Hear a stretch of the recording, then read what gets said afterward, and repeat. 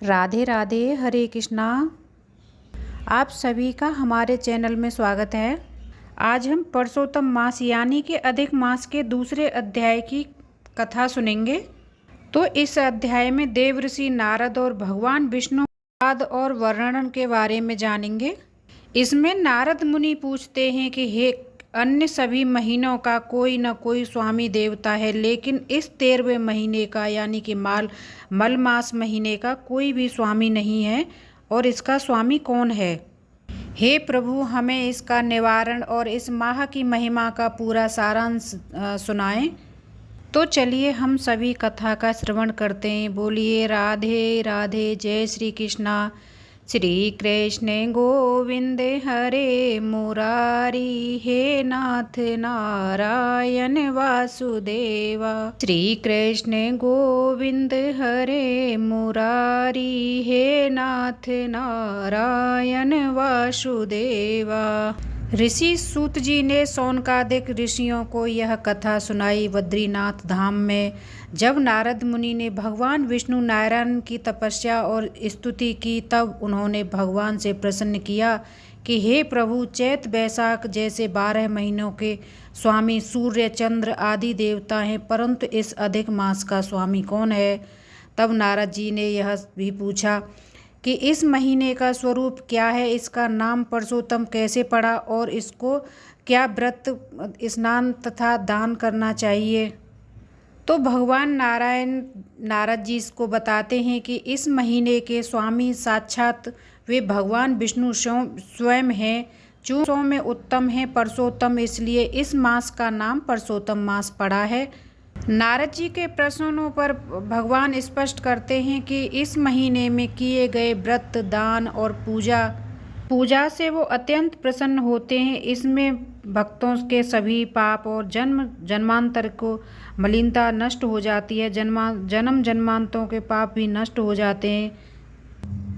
और सूत जी बोले कि हे मुनियों, जब राजा परीक्षित गंगा तट पर पहुँचे, तब भगवान सुखदेव जी ने उन्हें श्रीमद् भागवत की अमृतमयी कथा सुनाई। उस कथा को सुनकर राजा परीक्षित को मोक्ष प्राप्त हुआ। उस दिव्य दर्शन को देखकर और यहाँ के पुण्य वातावरण का अनुभव कर मैं यहाँ आप सबके यज्ञ का दर्शन करने आया हूँ। आप जैसे ब्राह्मणों को देखकर मैं स्वयं को धन्य मानता हूँ। ऋषियों ने कहा कि हे सूत जी, आपने जो भगवान व्यास के मुख से सुना है यह अत्यंत अद्भुत और दुर्लभ है। कृपा करके हमें वही कथा सुनाएं जो जीवन का सार हो, जो मन की शांति दे और जो अमृत से भी बढ़कर हितकारी हो। सूत जी विनम्रता से बोले, मैं तो साधारण हूँ, परंतु आप महान ऋषि मुझसे प्रश्न कर रहे हैं। यह मेरा सौभाग्य है। जो कुछ मैंने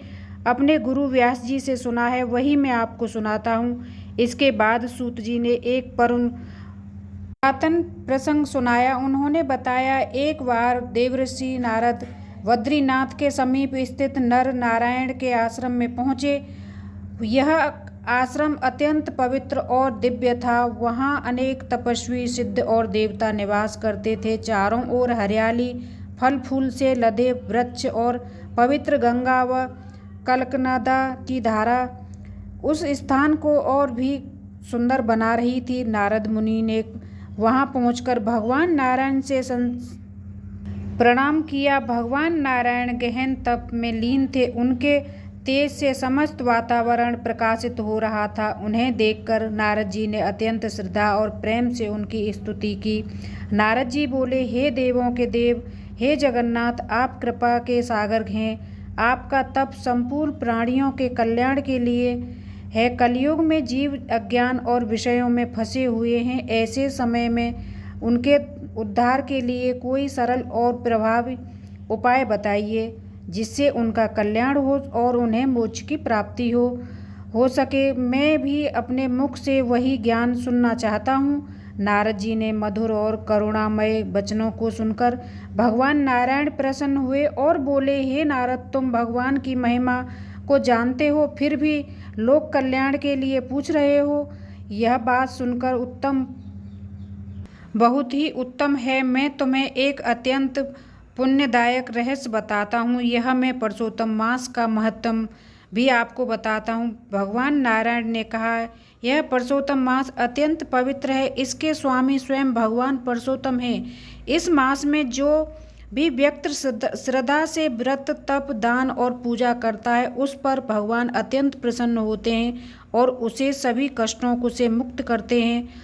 नारद जी ने पुनः प्रश्न किया, हे प्रभु, अन्य महीनों के देवता में तो मैंने सुने हैं, परंतु पुरुषोत्तम मास का रहस्य क्या है?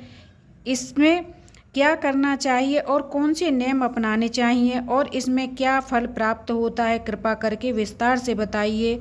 नारद जी ने आगे कहा, हे प्रभु, यह संसार में अनेक लोगों दुखी हैं। कोई दरिद्र है, कोई रोगी है, कोई संतानहीन है, कोई दुख और शोक से पीड़ित है। ऐसे सभी लोगों के कष्ट दूर करने वाला उपाय हमें बताइए। सूत जी कहते हैं कि नारद जी के इनका वरुण से भरे वचनों को सुनकर भगवान नारायण गंभीर और शांत स्वर में आगे की कथा कहने लगे, जिससे समस्त संसार का कल्याण हो सके।